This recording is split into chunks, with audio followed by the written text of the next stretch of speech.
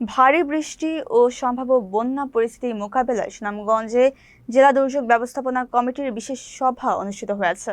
সোমবার সকাল 10:30টায় জেলা প্রশাসক কার্যালয়ের হল রুমে এই সভার আয়োজন করা হয়। জেলা প্রশাসক মোহাম্মদ মিনহাজুর রহমানের সভাপতিত্বে এবং অতিরিক্ত জেলা প্রশাসক মোহাম্মদ মতিউর রহমান খানের সঞ্চালনায় জেলা প্রশাসক মোহাম্মদ মিনহাজুর রহমানের সভাপতিত্বে এবং অতিরিক্ত জেলা প্রশাসক মোহাম্মদ মতিউর রহমান খানের সঞ্চালনায় অনুষ্ঠিত এই সভায় জেলার বন্যা প্রস্তুতি ও কৃষকদের ফসল রক্ষা নিয়ে বিস্তারিত আলোচনা করা হয়। সভায় বক্তব্য রাখেন আর্মি ক্যাম্পের ক্যাপ্টেন ফারাবি বিন আলী, স্থানীয় সরকার বিভাগের উপপরিচালক অসীম চন্দ্র বণিক, এডিএম সুনজিত কুমার চন্দ, পানি উন্নয়ন বোর্ড 1-এর নির্বাহী প্রকৌশলী মামুন হাওলাদার, সদর উপজেলা নির্বাহী কর্মকর্তা সুলতানা জেরিন, 28 বিজিবির সহকারী পরিচালক মোহাম্মদ রফিকুল ইসলাম সহ answer, fire service, press club এবং বিভিন্ন এনজিওর প্রতিনিধিরা। জেলা প্রশাসক মোহাম্মদ মিনহাজুর রহমান বলেন, আমাদের সকলকে নিজ নিজ অবস্থান থেকে সতর্ক থাকতে হবে এবং বন্যার আগে কৃষকরা যাতে তাদের ধান কেটে ঘরে তুলতে পারে সেই লক্ষ্যে প্রশাসন নিরলস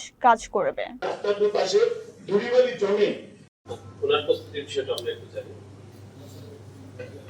ধন্যবাদ।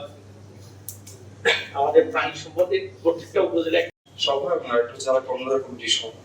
তো আসলে খুবই বাস্তবসম্মত কারণে এই দুইটি মিটিং এখানে আজকে হচ্ছে। আমার সালাম ও ভাইস প্রেসিডেন্ট